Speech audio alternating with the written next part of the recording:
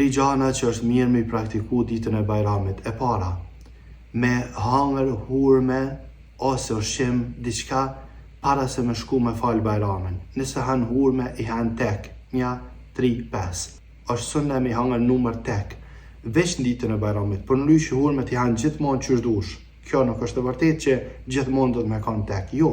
Vetëm ditën e Bajramit ka argument që do të me hangër hurme tek, para se me shku me fal Bajramin.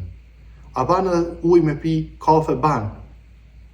Kryesorja me hangër diçka më vrej që si e gjërushëm. E kjo traditë e Rasulit a.s. tregon që na jem rob të Allahut. Tanë muin e kena agjeru, për shkak se na ka thonë Allahu. Sot na ka thonë Rasulullah a.s. ditën e Bajramit mos agjerani, ditën e Bajramit nuk agjerojmë, për shkak se jem rob të Allahut. Veprojmë qysh na thot Allahu, jo qysh na rrok menja jonë. E dyta, është mirë që me shku me në rrugë e më këthy me një tjetër rrugë. Është traditë e Rasulit a.s. me shku me një rrugë me fal Bajramin, ka të kthesh e then pak rrugën, edhe në qofë është pak, e then pak rrugën, vjen me një udhë tjetër.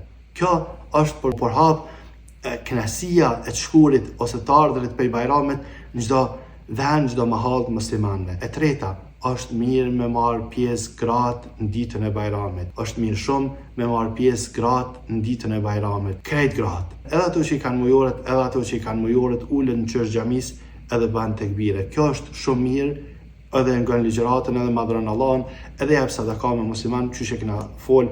Allah azza wa jall na e bëf për muslimanëve të mirë, për atyre që e pasojmë dinën e Allahut azza wa jall.